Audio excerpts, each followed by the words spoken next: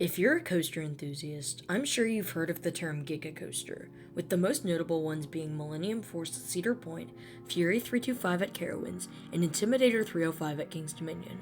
The newest of the 7 Gigas is Orion at Kings Island, which is approaching 3 years old, opening in 2020. With the Gigas being a huge crowd pleaser at most parks, Intimidator 305, I think we will continue to see more pop up across the world. However, the question is where we can see these coasters. Hello, this is Zero G Coasters. I create weekly roller coaster and amusement park videos. And if you enjoy this video, make sure to like and subscribe. But by all means, you don't have to. Just sit back, relax, and enjoy the video. There are currently 3 manufacturers who have produced Gigas: Intamin, B&M, and Morgan. Intamin has a good shot at building a Giga in the future, whether it's traditional or not, and B&M will also be an option for Gigas in the future. Morgan built one Giga, which was Steel Dragon 2000, but I feel like that was a one-off and they won't make any more. The only other manufacturer I would keep on my radar would be RMC, as they had hinted at a Giga/T-Rex coaster, but none have been rumored yet for any parks. Now let's look at which parks could get Gigas and which parks are not going to get Gigas.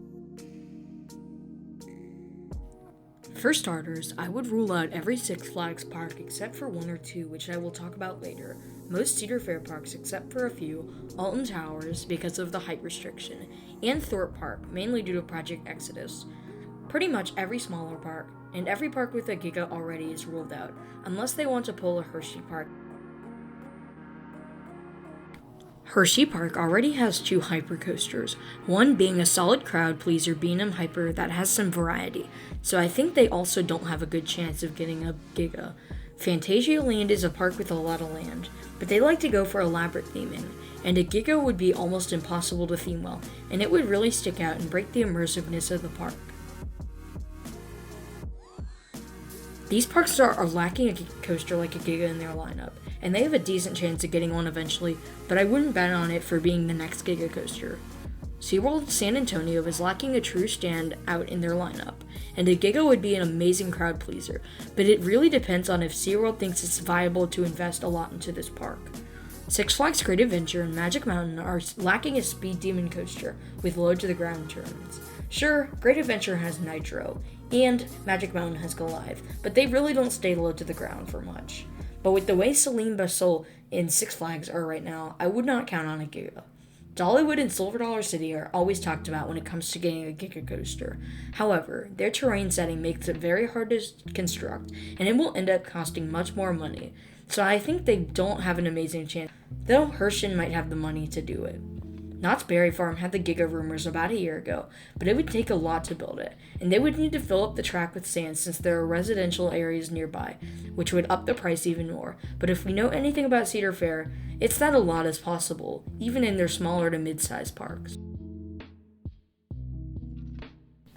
Busch Gardens Williamsburg already has Apollo's Chariot, a B&M Hyper, but a Giga coaster of some sorts would work perfect in the old Drakenfire plot. And we know it's possible since SeaWorld invests a lot into this park, and you can compete with another Giga coaster only an hour away in Intimidator 305. Fuji-Q Highland is located only 3 hours away from Japan's only Giga, so they can one-up Nagashima Spa Land by building one of their own.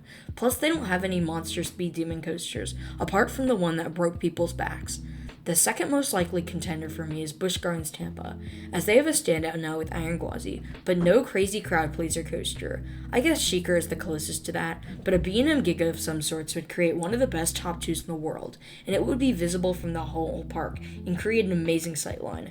The only downside is that Kumba would be in jeopardy if this happened, but if they could find a way to keep Kumba and do it, it would be amazing. And the most likely possibility for a Giga would be Energylandia in Poland, as they just keep adding coasters and will not stop for a while.